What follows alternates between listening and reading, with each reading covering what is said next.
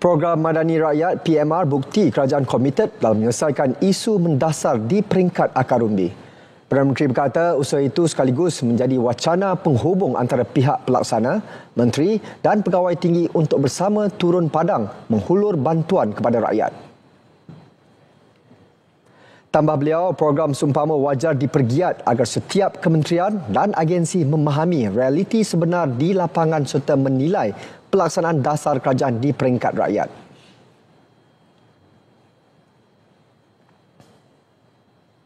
Kita ada sejati madani, kampung angkat madani, ya, di mana pegawai tinggi, termasuk menteri, dia tahu dia ada disconnect, perbezaan daripada ungkapan dasar dengan apa yang kita laksanakan di peringkat bawah.